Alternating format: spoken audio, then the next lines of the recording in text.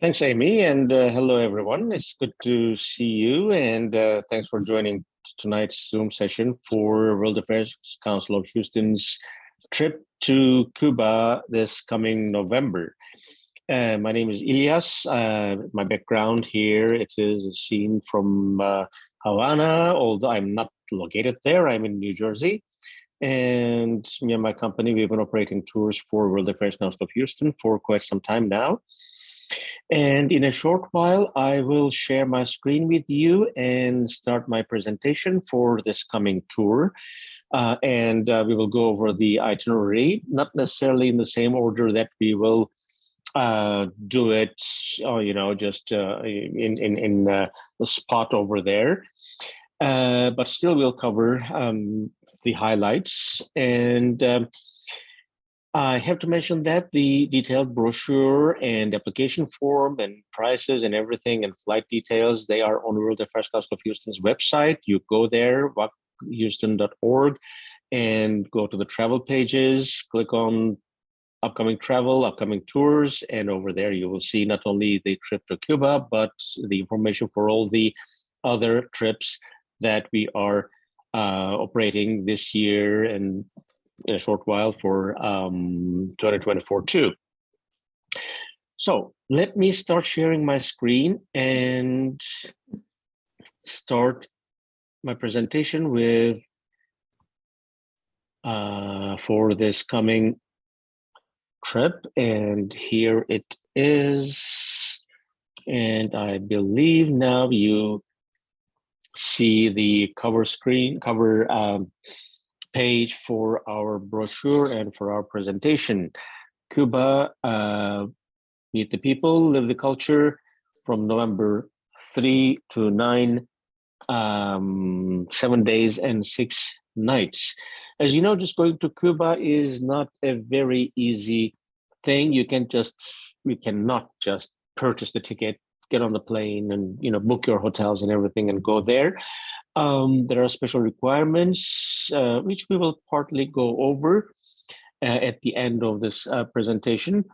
Let's just start with the map of the region. So Cuba, here we see the main island and a few smaller islands around. This is Gulf of Mexico. Cuba is located at a very important location here, just at the entrance of Gulf of Mexico, to the north, Miami, now United States, and to the south and southwest, it's Cancun here, Mexico, Honduras. So just all the traffic of Atlantic Ocean, especially in history, just once Christopher Columbus came this way, afterwards Spanish Empire and all the rest, they had to go through these islands and these straits to reach either North America, Middle America, or to the south. So Cuba here has an important location. It's about 42,000 square miles, today's Republic of Cuba. And I don't know where the sound is coming from, but if you could just mute your computers, then we won't be, I think, hearing the ambient sound from where you are. So I was saying it's about 40,000 square miles. It's about the size of Tennessee here, and the indigenous population were there for more than 4,000 years. And then Spanish came in the 15th century, and then just jumping quite a long jump in 1878, there was the Spanish-American War. In 1902, Cuba got its independence, became an independent republic.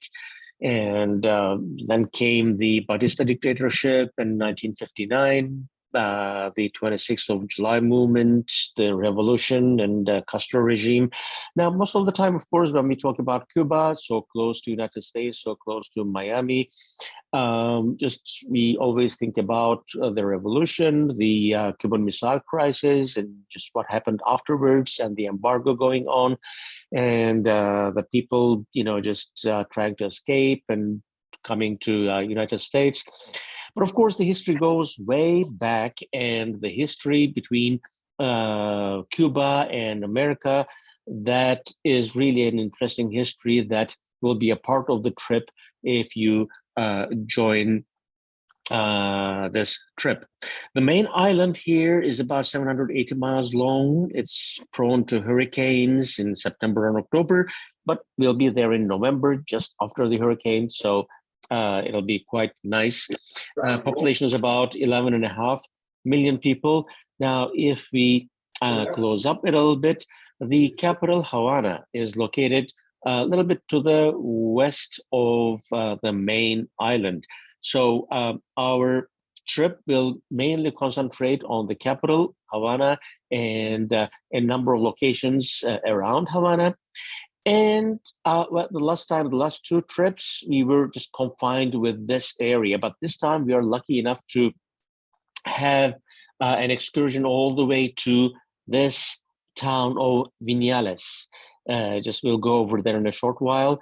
That will really add quite a different color to our trip.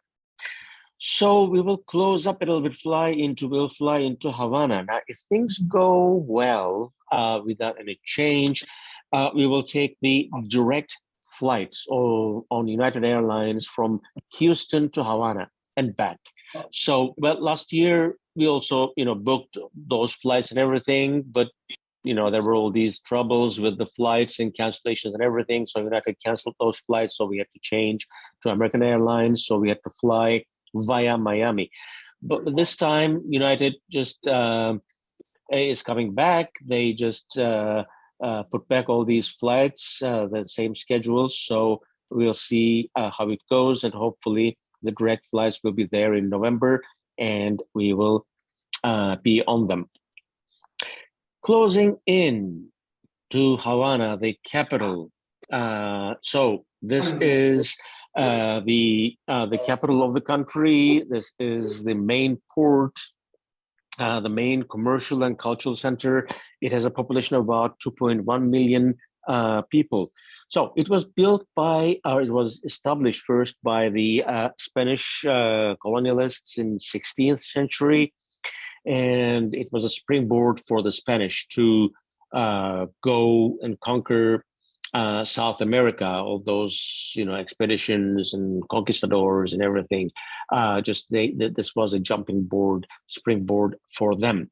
Now here in this map, what we see, this is the harbor of Havana here, and we'll be around that. The historic part of the city is to the west of the harbor. There are two forts protecting the harbor, which we're going to see when we go there. And where we're going to stay, now you see this necropolis, Cristobal Colon, one of the main historic cemeteries. Just close to that, a little bit to the east of it, is the big, a nice residential neighborhood. And we'll be staying in this neighborhood. It's really very nice. And I'll talk about, where and how we're going to stay and travel there too. So Havana, here we are, an aerial view, a skyline of the city. This is what we see from east to west direction. This is the entrance to the harbor. This is one of the forts to the west, and there's another fort here. I'm sorry, to the east, this one. And there's another fort here protecting the harbor from 1550s to the east of the harbor. And here comes another view. So it's colorful, it's interesting just to see the city, the very nice historic buildings. and some of them are, being renovated, and some of them are in dilapidated condition. So we will see all that mixture, and all the residential neighborhoods are mixed with the plazas, with the squares, main squares that make up the capital, and the monumental buildings are mingled with the residential areas. So it is an interesting sight to see, and it's going to be really interesting to walk around and see local people in the residential areas together with the historic buildings around. So this is one of the main streets that leads to the Capitol building. This is in the background, the Capitol building. In the foreground, here is one of the oldest, actually, hotel in Havana, and what is that? The Opera House in the corner. And as we move forward here, we see the Capitol building. The construction from 1926 to 1929, it was modeled after the U.S. state capitals, or the main capital, building in Washington, D.C. And here is a more recent photo in natural light. It's really a nice and interesting building. Here we are, our group last November, just in front of the Capitol building, and what it looked like in 1950s, in the heyday of the Cuban independent Cuban Republic under Batista regime. So we will start our day in Havana, and we'll be, first of all, we'll take the bus, our private bus, to the old part of the city, the old Havana section, historic part. The colonial Havana, it was developed around 4 main plazas. This is one of those plazas, Plaza de Armas, military defensive center. There were parades going on in Spanish times here, and here, what it looked like in 1880s, the Governor General's palace in Havana was over there. Now it is a building that's being renovated, and we will start with that. And Plaza Vieja. This is the second plaza, the second square. Plaza Vieja, the old square, the commercial hub of the colonial city. And now there are cafes and restaurants around. In the evenings, at night, sometimes there is live music going on in the plaza. So it's a quite pleasant place to be. This is another view in a more lively environment with the cafes that we see around, and there is some attraction going on there. Now I don't remember what that was. Julius, what plaza is that called? That wasn't Plaza de Armas.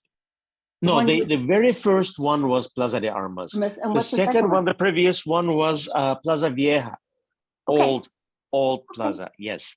And this is Plaza de la Catedral, the Cathedral Plaza. And the cathedral here we see at the other end of the plaza, which gives its name to the plaza, of course. That was the religious center. Now, speaking of religion, of course, just during Spanish times, Spanish colonial times, they brought in Catholicism. They brought in They brought in Christianity, they brought in Catholicism, and most of the population converted then. Now about 59% of the population claim Catholic faith, and about 17% claim Santeria, which we'll talk about a little bit later. The belief system that combines, that just mixes up what the population from Africa, the slaves brought from Africa, and the local indigenous belief system, a mixture of that.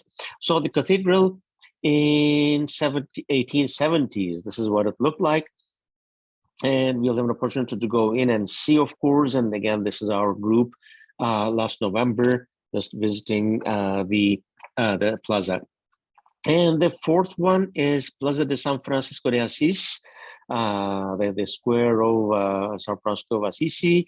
And this one is closest to the port. So it was the main point of imports and exports, main point of the merchants. So it was surrounded by, warehouses just in colonial times and afterwards.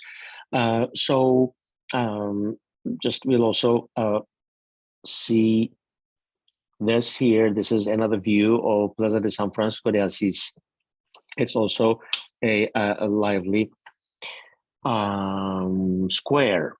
Now, the history of Cuba before the revolution, it's really intertwined with the history of Americas, both North and South, but specifically with the United States, even before United States became United States, just during and before the British colonial times and during the American Revolution.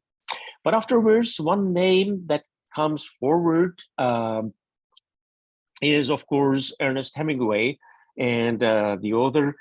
He lived here. He was here for quite some time, from about 1939 to 1960, on and off in various locations. And this is Hotel Ambos Mundos. This is the first place that he stayed.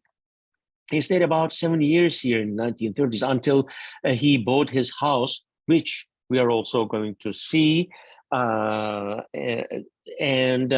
was in Cuba in the 30s and then went back, came in 1940s, 50s, and he left Cuba for good in 1960, a year after the revolution. This is him at the bar in his house, his second favorite occupation, we could say. And here he is again with the man himself.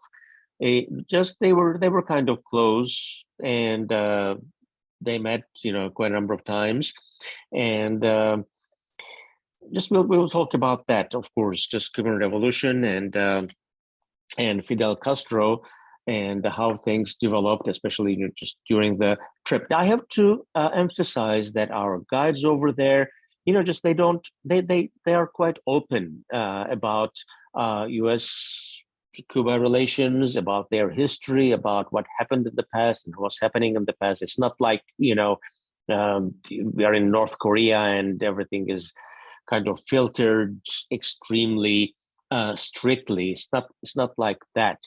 There is we have to give it to them. Now, this is about private businesses. Now, this is, as I mentioned at the very, very beginning, just visiting Cuba is possible under certain restrictions. There are certain restrictions that are imposed because of the embargo going on by the Department of Treasury. So there are specific visas that people visiting Cuba need to get. And we, as tourists, and as there is no tourist visa category to visit Cuba, will go under the people-to-people or support of Cuban people visa category. And that entails what? That entails a number of visits that we have to include in our program. It is not like just regular tourist program that we visit museums and historic places and that kind of stuff. But we also need to or have to incorporate meetings with locals and local businesses, artists and artisans, and which actually makes the trip much more interesting. Just personally, I should say that that's my opinion.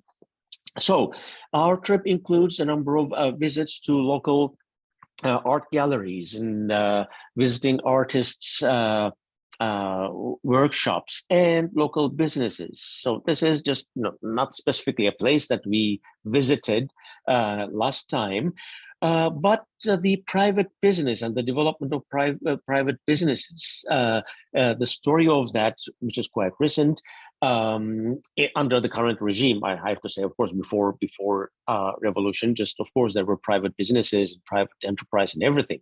But once came the Cuban Revolution, it's all gone, and it is starting to come back, starting 2006.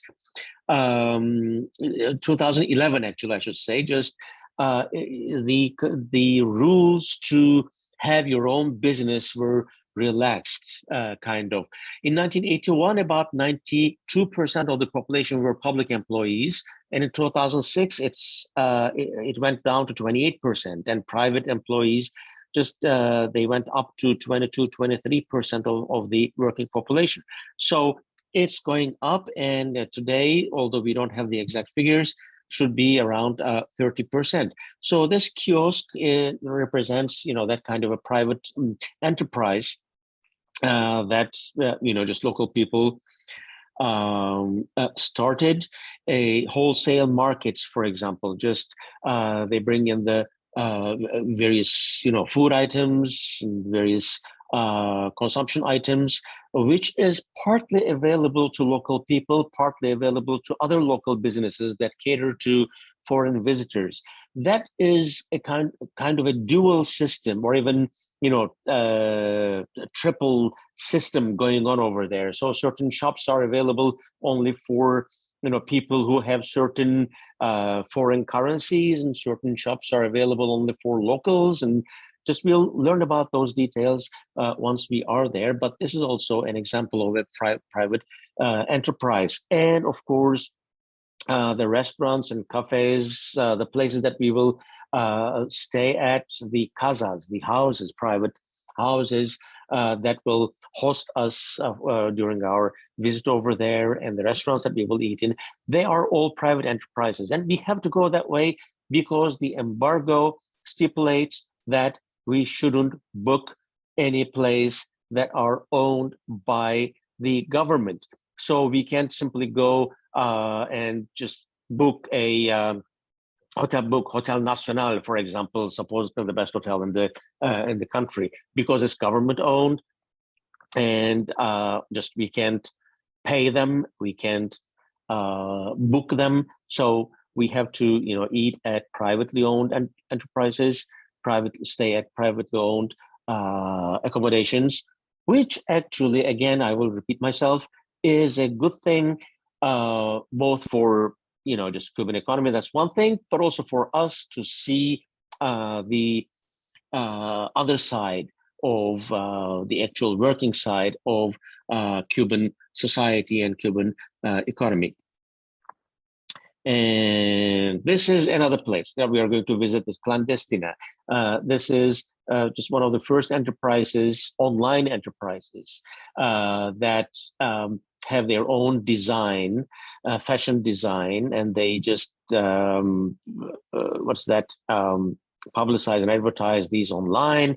And also they have a shop over there that we're going to visit, selling their own products. So we will also visit this place as an example of a Cuban private enterprise under current regime. And we'll visit a number of different artists' studios. It can be a painter like this. This is one of other from another trip that we had a number of years ago, a graphic design studio. Well, last time we visited, for example, this was the last November, a photography studio, and all these photographs are taken by the photographer of Fidel Castro and all the the bigwigs of the regime at the time, during and after the revolution. It was quite interesting. And also we visited another studio of a ceramic artist.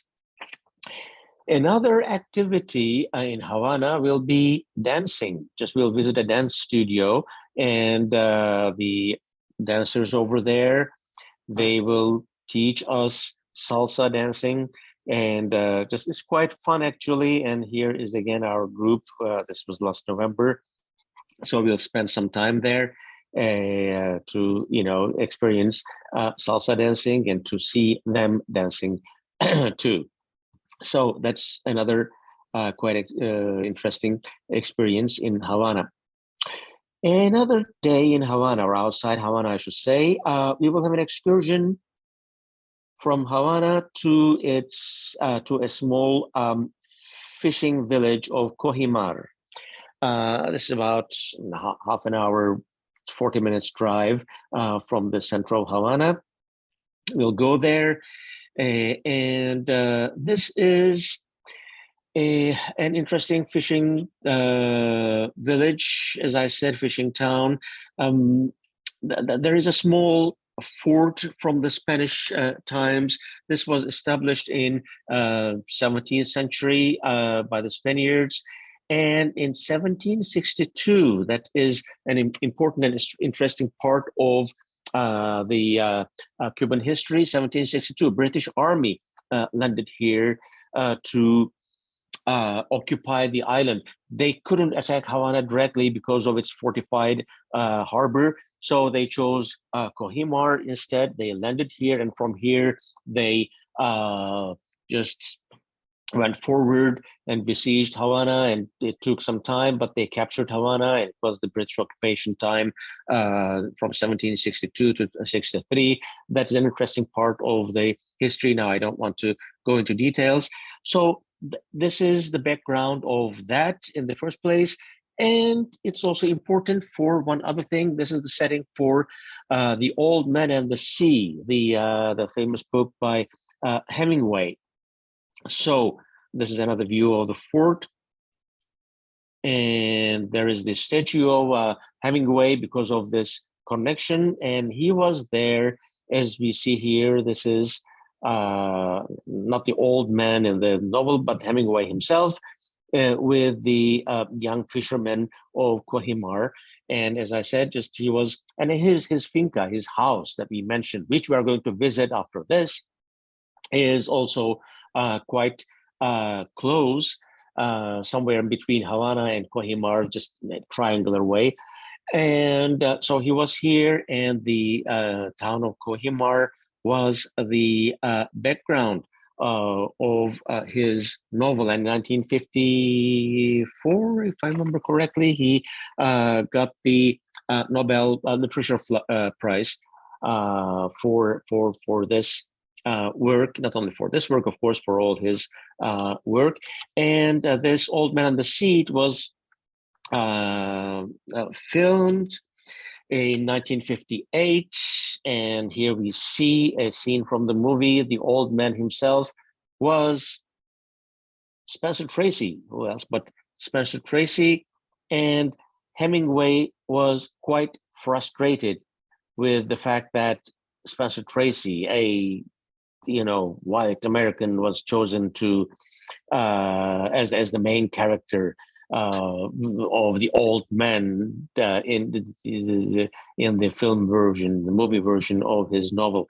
But anyway, he was the old man. If you have seen the movie, that's fine. If you haven't, please do. That's a really nice movie, despite Spencer Tracy. So what are we going to do in Kohimar other than reminiscing this movie and Hemingway's novel? We'll visit an organic garden.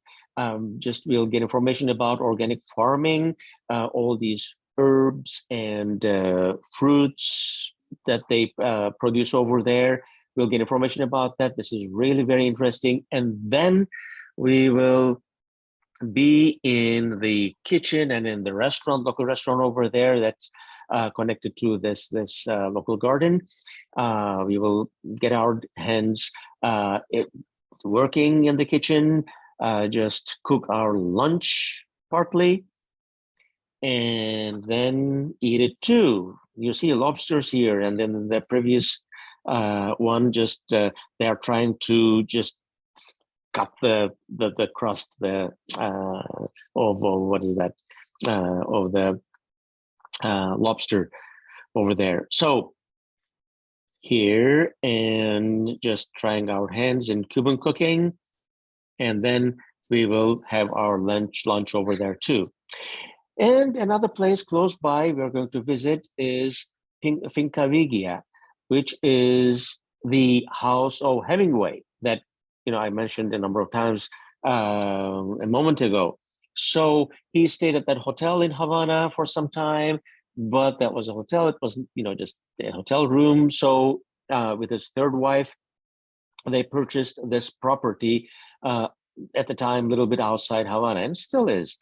Kind of. So we are going to visit this Finca Vigia and again talk about Hemingway history and U.S.-Cuban relations at the time a little bit more. And this is again the man himself over there, probably drinking one of his favorite cocktails, a daiquiri, which was invented in Havana, and mojito, which was also invented over there for him, partly by him, in Havana. And just we'll have various opportunities to taste almost every day if you choose to taste these delicious cocktails during our visit, during our lunches and dinners.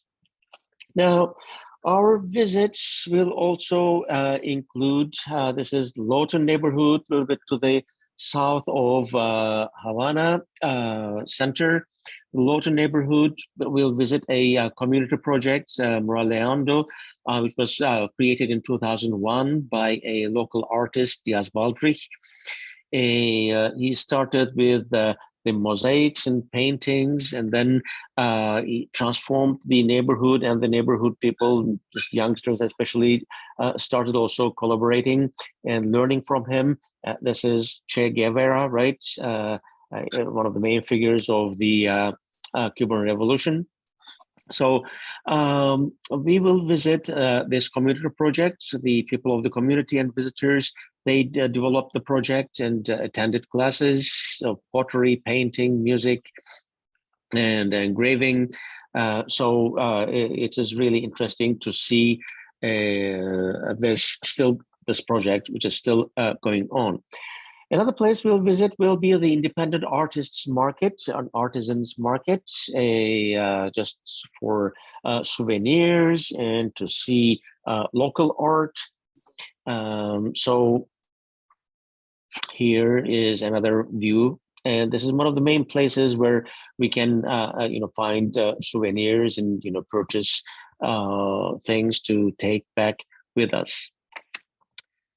So another place, one of the evenings, one of the nights, actually after dinner, that we are going to visit a Tropicana nightclub. Just going to Havana and not going there is a sin. Just we need to visit, which we'll do.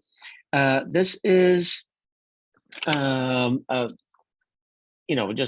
it is a cabaret show. Originally, it was established in 1939, and let's see, it's another view from the show. One of the main people just involved in this Tropicana, as well as other nightclubs and casinos, before the revolution, it was the center of this, nightclubs and casinos and vacationing for the Americans coming from Miami, close enough, especially during the time of the inhibition. Just what's that? Americans would flock here for entertainment and for vacations. And there was this character, Santo Traficante Jr. He was a mafia boss in Havana, and he was involved in the establishment of the casinos and nightclubs here.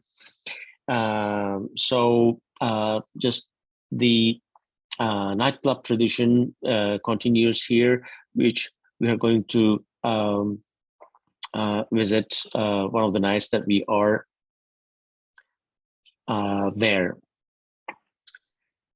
And our day outside Havana. Just one day we will leave Havana and drive first to Las Terrazas, about an hour and 30 minutes outside Havana.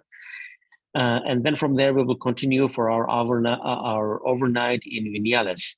Now, this Las Terrazas is a community of sustainable development, a biosphere reserve, which became a UNESCO heritage site, natural heritage site in 1985. It's really a beautiful location with beautiful nature. And it was kind of established at the end of 1960s with the purpose of recovering an area that had been destroyed by intensive cultivation of coffee in 19th century. So we will visit these old coffee plantations, what remained and what was kind of rehabilitated and turned into forests. Millions of trees were planted, and a small town was built as an eco-village.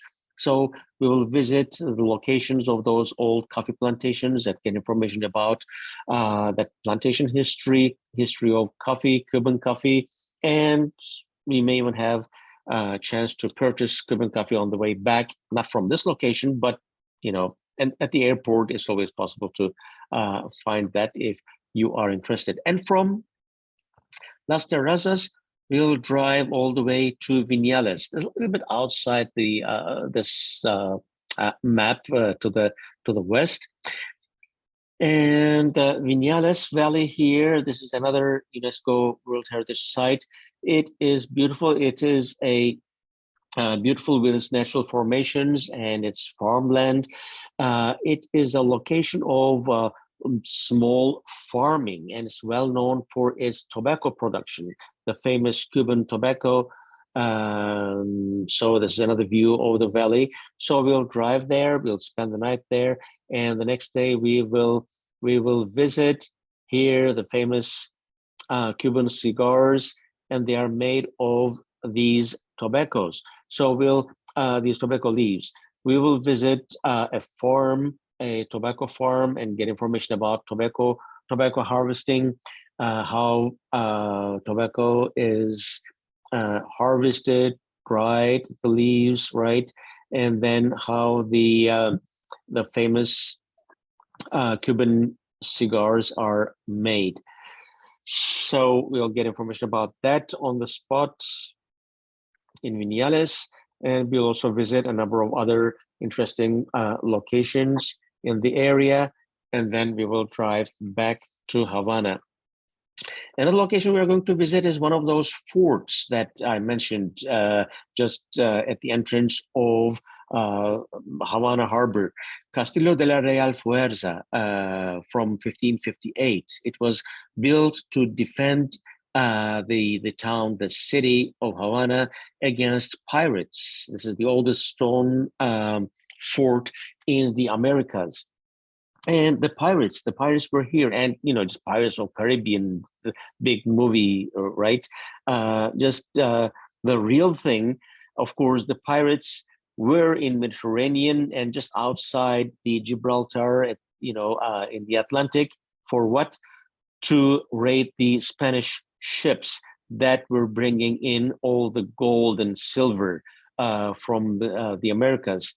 So all the gold were from South America that would be shipped to Havana first, and from Havana to Spain. And the pirates, and they just realized that, well, why bother attacking Spanish ships in Mediterranean?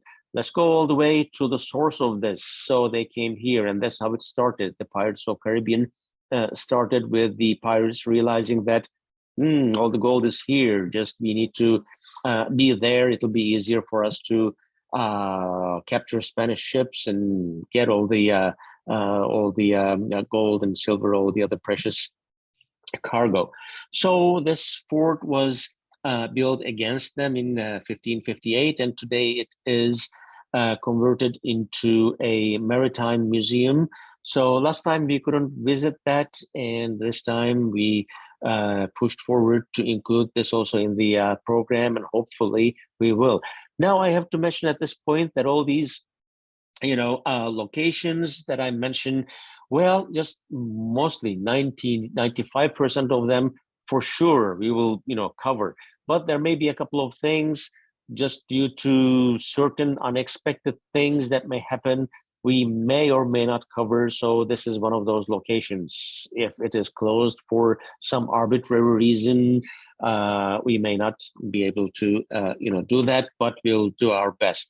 And on the other hand, of course, there are some additional things that are not in the program, but by chance, we may be able to cover. Last time, for example, we were able to visit the historic presidential palace, which was being renovated during our visit, but just, with the what is that initiative of our guide, and with some extra payment to the person guarding the place, we were able to go in and just visit all those rooms being renovated over there. So those things may happen, or we visited with one of the groups, for example, Museum of Fine Arts, with beautiful art of Cuban artists, paintings and sculptures and everything.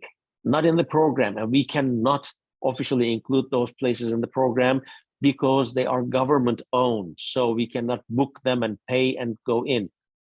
But once we are on the spot, once we are there, just if the time is right, we may be able to incorporate those unexpected places also into the program.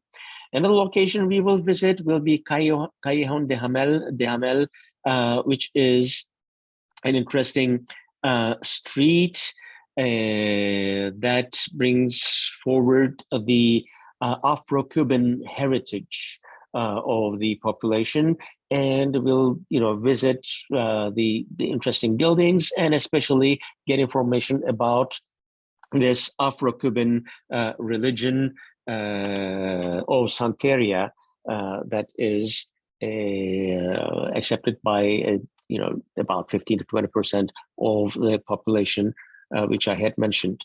So this is another view from Callejon de Hamel. And a local farmers market. So we will also visit a local farmers market, and also visit a government-owned store, just to see the difference in how the system works.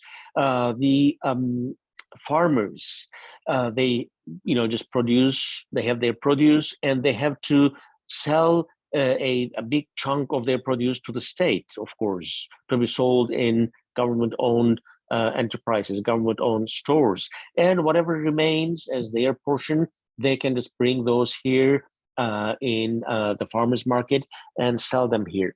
So the other stores, they work by rationing, and here just you pay for it, whatever the market price is. So there are all these dual systems going on. It's really interesting to learn about those, which we are going to also do. This is another view from the market. And on our final day, probably we will also take a long ride on the American cars from 1950s, right? The historic cars that are miraculously working thanks to the Cuban auto mechanics who produce the parts, the missing parts, and make them work. And it may happen that during our ride, our car may, just break down a couple of times, and just the driver comes out and fixes whatever needs to be fixed in a few minutes, and then we continue our ride. It is really interesting, and it's a good experience to drive around this historic city in historic American cars, just giving a feeling of that, kind of to catch the feeling of 1950s. And this is our group in the cars in the Plaza de la Revolución, the Revolution Square, in our final evening, actually, in Havana. Now, during our visits, well, food, all our lunches and dinners, breakfast, of course, in the locations that in the accommodations are included, and lunches and dinners are included, and our airfare is included. Our lunches and dinners, they are nice. We will have lunches and dinners in different restaurants in different settings. They are really nice places, some with live music, some not, but we always have various choices of main dishes. Just be prepared to have lobster every day if you like to, or various other local dishes, and beef and pork and chicken sometimes, with local cocktails, of course. So the food, I should say, is nice. This is another setting in Las Terrazas with live music here in the background, you see. So just personally, I like it. And this is another restaurant. Again, all these private enterprises. Just that this person here, this gentleman, he was the owner of this restaurant, and this is an old house which he converted into a restaurant, and he partly lives over there too. But really very nice setting and very nice food.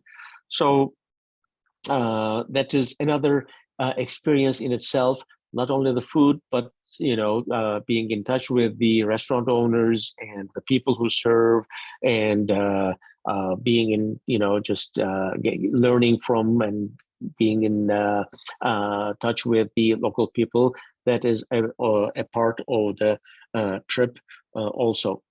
There are also a number of other attractions which I haven't included in this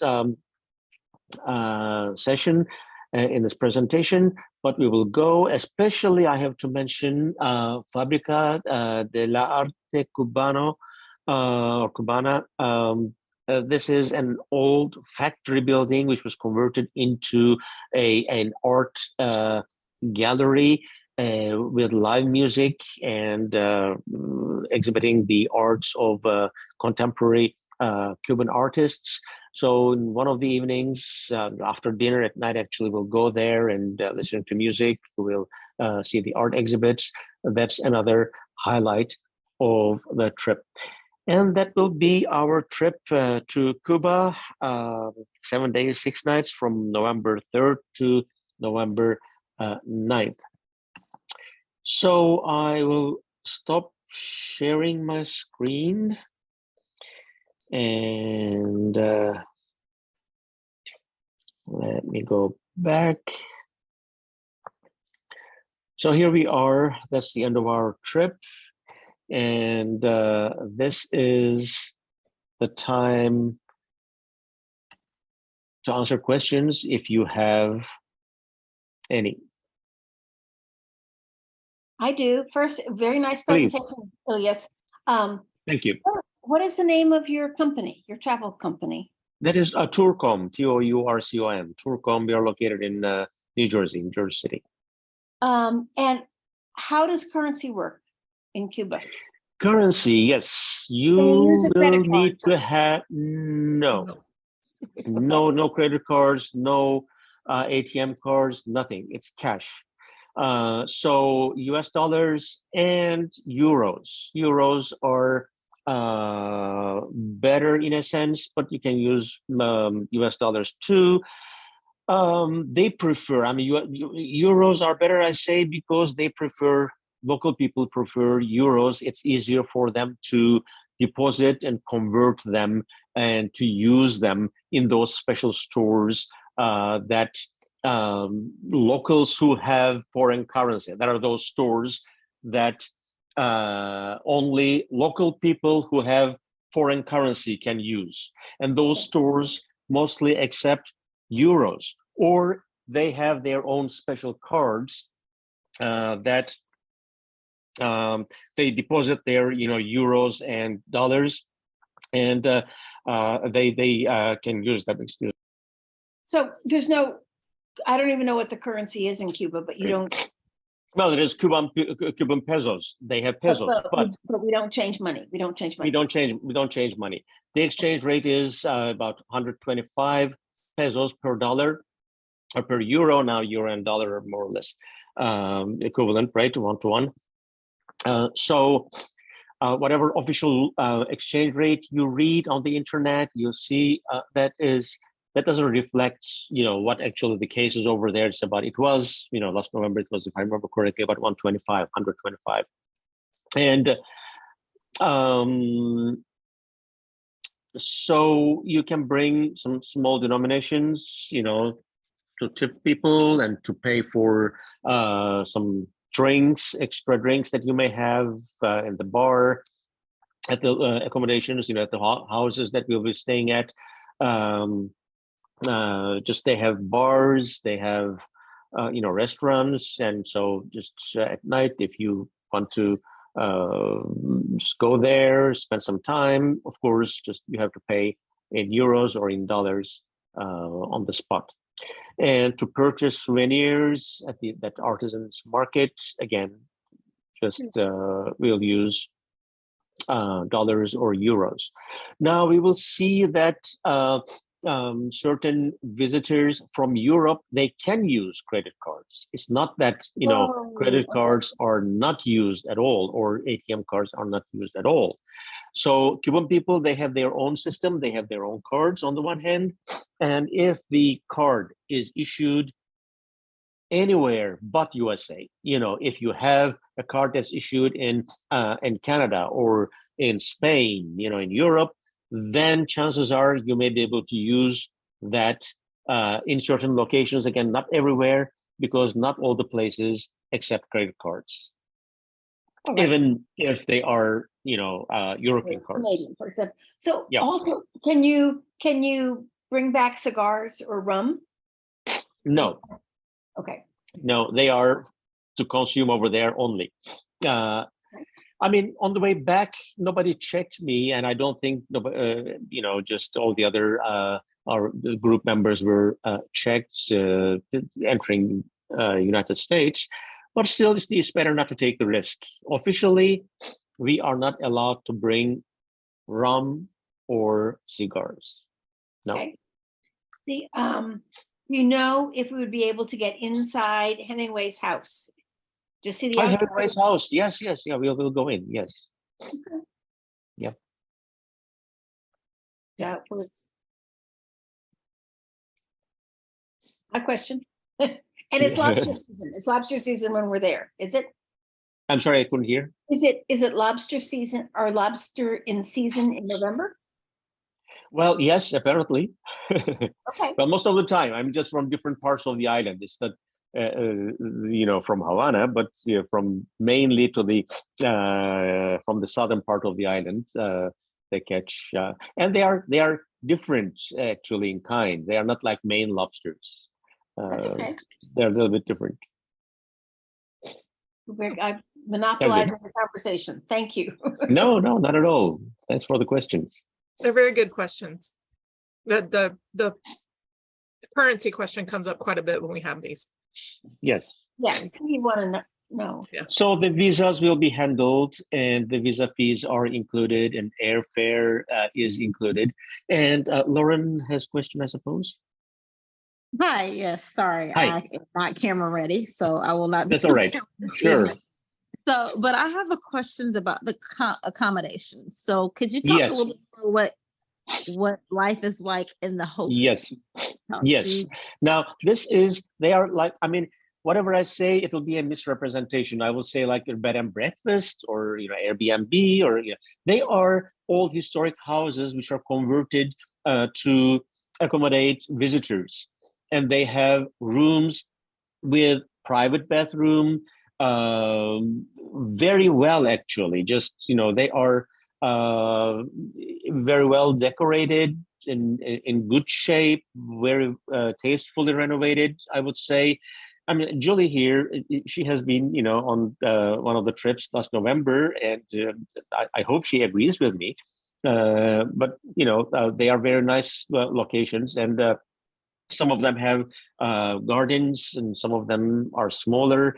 They have fewer rooms, but whatever the room size, whatever the casa size, house size is, they are really comfortable. It's like, you wouldn't imagine to or expect to have those places in Cuba, knowing how the local people are living and all this embargo and economic conditions and everything, knowing all those conditions, it's really difficult to expect those well-appointed accommodations in Havana, but they are nice. They are nice. Okay. Good, And so good breakfast. Okay. Yeah. And so I guess I was trying to follow the see, but pretty much once you arrive, where you check in is where you're going to stay the entire trip. And so is that true? Except one night. Except one night. Yes. Okay. Just in the middle of the trip, we'll be in Viñales. So for one night, we'll be in Viñales. The accommodations over there, again, same logic, but they are a little bit, one category a little bit lower in the countryside. But still, private bathroom and everything, just nice farmhouse. Okay, thank you. And most of the time in the, I'm not sure about this itinerary, but Ilias puts the hotels, we may not have them secured yet, but we do send out where the hotels are before the trip. So you'll be able to check them out online. Mm-hmm. Yes. So I will confirm what Ilias is telling you. We stayed in a very nice, it was an old house, but a very big traditional colonial style house, and it's been converted into essentially a B&B. And it was quite comfortable, and the people working there are very nice. You get your breakfast every morning on a beautiful patio, and they make you whatever you want, basically eggs and ham, eggs and bacon, eggs and so forth. The only thing I would mention is that there's no elevators in this hotel. So you have to be prepared to go up and down the stairs if you're on the second floor. And it's not a big thing, but if you are somewhat mobility impaired, you perhaps might ask them to stay on the first floor, the ground level floor. That's the only comment I would have. I was glad I didn't have a huge bag, but anyway, they carried my suitcase upstairs and downstairs for me, so I didn't have to worry about that. Mm-hmm. But I was aware that I was having to go up and downstairs more than I usually do. And the other comment I would make is, Ilias, as I remember, it told us to bring about $200 in small money, to use, as he said, for drinks and so forth. I had double that, and I used every penny of it. So between taxis and tips and drinks, and I bought a couple of paintings, it flew. So bring money with you. Now, men don't buy that much. I think Ilias is looking what he spends himself. And of course, women do buy more, but they take you to these places that he mentioned, like Clandestina, and they want you to buy t-shirts or whatever to take home to your family. And you want to support the Cubans too, at least I did. You want to support the economy. So take money, be sure. And whatever he tells you, I don't know, I would double it. I did double it and I spent it all. So You can leave with your own money, right? yes. You just Yes. can't leave with their money. You don't have their money anyhow. You don't Okay. want it. You don't want it. It's not good anywhere. Yeah. Okay. And I did say I had half my money in dollars and half my money in euros. And I started out spending the euros because that's what they wanted. But after I spent all my euros, and I also spent all my dollars. No. So thanks, Julie. Yes, thanks for mentioning these items, and they're really important. Yes.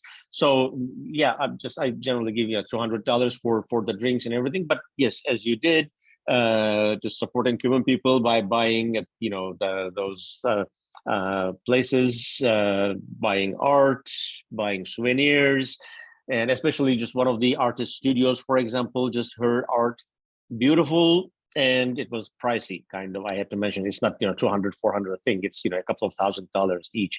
So if you are into that kind of purchasing art, original Cuban art, and that, of course, just that takes money.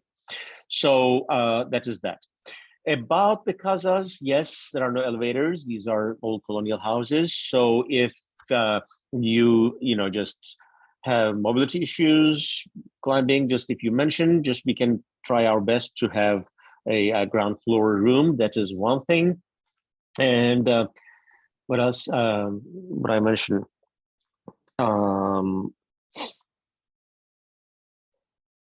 Yeah, sorry, just I guess that's it. Anybody else have any questions? Yeah, I have a question. And thank you for the presentation. Yes. It's been very Sure. informative. Thank you. I've heard a lot about the beaches in Cuba. Is the with the itinerary, are we going to get to go to any or see any? Yeah, just curious. No, we will see. Yes, that is the closest will be in Kohimar, the fishing village, for example, just, you know, by the fort. There is a nice beach and everything, but we won't have, to be honest, no time, and it's not a part of the itinerary to, you know, spend some time on the beach. Okay. And then I guess I was trying to look at the pictures, the climate, it's like, you know, and like kind of things to wear is like very tropical, or what's kind of the temperature? It's quite pleasant actually. So just, you know, short sleeves are fine.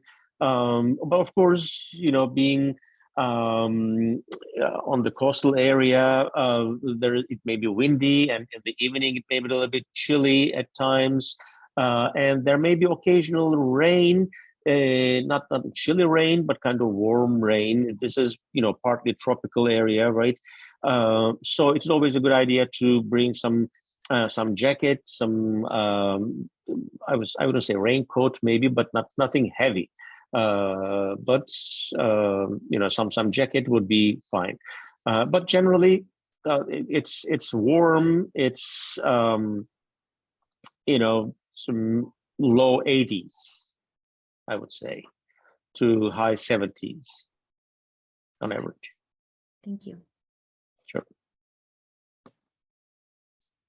Let me just say, the one night I was really uncomfortable was, I think, the night we were at the Tropicana. It was hot. There's no air conditioning. It's an open air venue. Oh my goodness, it was so hot. I left earlier than I thought I would, just because I couldn't stay there anymore. So you have to kind of have layered approach. You want to have, you know, so you can take off things if you're in a hot location and you need to shed your outer sweater or outer shirt or whatever. Yes, that's true. And speaking of air conditioning, the houses, they have air conditioning in the rooms. So Nice. I guess I'm gonna have to say goodbye. I have to go, everybody. Thank you. It was well, fun. thank you. Thank you. Thank Bye-bye you now. for joining, and I enjoyed it. we hope you'll join the trip. Thanks. If you have any questions, feel free to email me. Okay, very good. Bye-bye now. Thank you, Barbara. I am actually losing connectivity here in case I suddenly drop off. I'm not quite sure what's going on, but if anybody, does anybody else have any questions? No. So I guess this is it. And well, this is our first info session for this particular Cuba trip. I imagine that we will probably have another. So if you have any questions and want to join us on that, whenever that's announced, or you can always email me or Ilias. Ilias would be the one to contact about the flight information. I believe that's also in the itinerary. And any of the other questions, because Ilias has been there. So. One final thing I forgot to mention is we have limited space. Yes. We have 18 spaces. So it's important, if you really want to, you know, join the trip, the space is limited. Space is limited. So with that, I'm just going to say good night. Thank you all for joining. And as always, just feel free to reach out to us. Good night. Thank you. Good night. Good night, everyone.